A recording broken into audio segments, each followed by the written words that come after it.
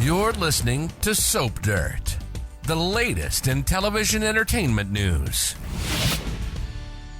Hey Days fans, Belinda from Soap Dirt here, and we have got to talk about Clyde Weston and his latest death threats that aren't even subtle. This creep is openly threatening the police, the media, and everyone he can think of as the walls close in on his shady drug operation. Let's talk about 5 people currently at dire risk because convict Clyde is out of control. And please click subscribe if you haven't, and now let's dig in and talk about it. So on the latest episodes, we have Harris Michaels all up in Clyde's grill at Statesville Prison, and that's not long after Chad DiMera and Everett Lynch show up to stir the pot, rattle Clyde's cage, and try and get him to give something away. But before any of them showed up, Clyde was already rattled. He heard about all the drug raids, all his product that's been confiscated. There's a lot of stuff happening. In the most recent raid, not only did they get a bunch of product, but they also shot one of his dealers. One of the Salem cops killed one of Clyde's flunkies, one of his street dealers.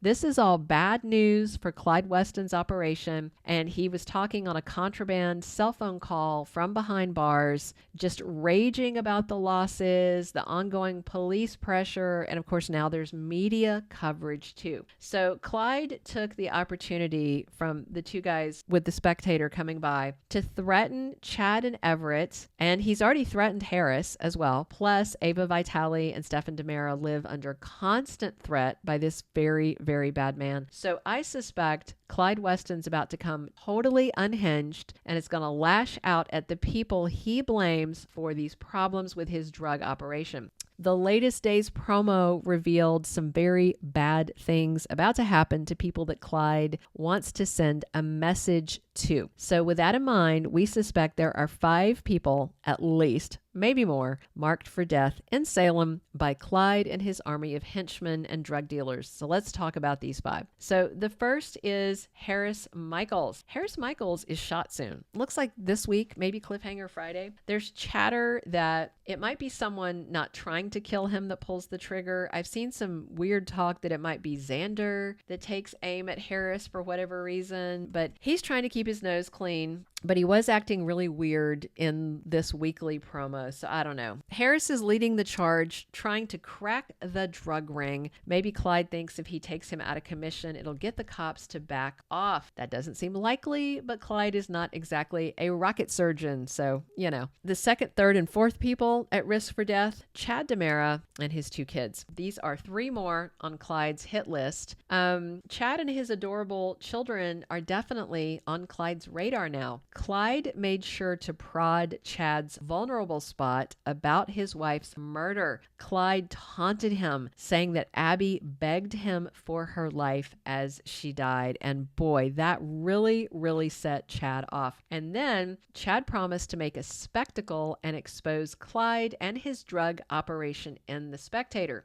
So I think Clyde plotting to burn down the Horton house is definitely him targeting at least one person, Chad, to deliver a message, or a bigger message. Clyde might be aiming to wipe out Chad and both his kids and maybe the other people that live in the house because, he already murdered Abigail. Clyde Weston is a homicidal horror show. He has no qualms about stabbing an innocent woman to death. So would he send someone to burn down a house with Chad, 2 small children, and an elderly couple in it? Oh yeah, you bet. I'm quite certain he would do that. I don't think Clyde would hesitate even a little. Now, let's talk about the last person on Clyde's potential hit list, Stephanie Johnson. Now that Everett has also put himself on Clyde Weston's radar, I suspect the bad guy might target someone important to the news editor as well. And the good news about targeting the woman that Everett loves is that Chad also still cares about her. So Clyde hurting Stephanie would be like a buy one, get one free deal. Even though Chad and Stephanie broke up,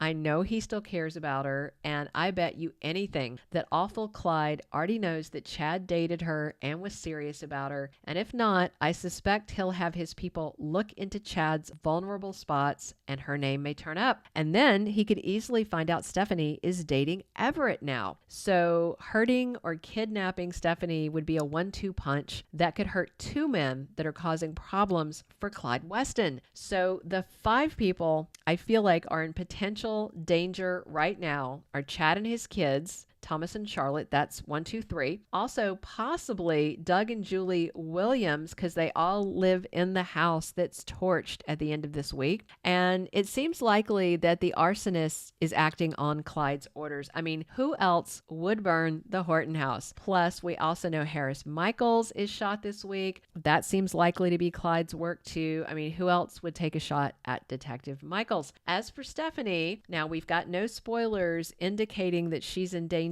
but I do think she seems like a likely target. Then we also have Clyde's ongoing targets for leverage, which is Gabby Hernandez and Trip Johnson. You know, he's doing that to keep Ava and Stefan under control. Clyde's got his guys watching them both so that he knows Ava and Stefan will keep doing their jobs and moving his drugs. You remember, Trip had a minor slashing attack at the hospital and Gabby had a leg broken at the prison. But we all know that there is so much worse that Clyde could do. I certainly hope this all comes to a head and sweeps, and by the end of February, Clyde is over and done and his villain days are over. Of course, the only way to get the villain out of Clyde Weston is to put him 6 feet under. He's already in prison, so it's not easy to get to him through any legal means, but paying another prisoner to take him out, that's not a bad idea. That seems like what Stefan DiMera should do because he wants Clyde dead and buried. He even asked EJ DiMera for help, but EJ refused because he's being a craptastic big brother and also a DA who is operating under huge conflicts of interest, who is not properly doing his job. When this all comes out, I wonder if EJ might lose his job for sitting on key info. I mean, the district attorney knows that Stefan is working for Clyde and slinging drugs through the bistro. Why wouldn't he intervene? Why wouldn't he help out? Why wouldn't he try to stop it? Until someone shuts down Mr. Weston, we are going to have a lot more people getting hurt, either directly or indirectly from Clyde's goons or from his tainted drugs. So we'll just have to wait and see how it goes, but I'm very worried about the fate of these 5 people. Hey, if you haven't subscribed already, please do that now and definitely come back soon. We're here talking days 7 days a week, and be sure to drop your comments. And as always, it's Belinda from Soap Dirt.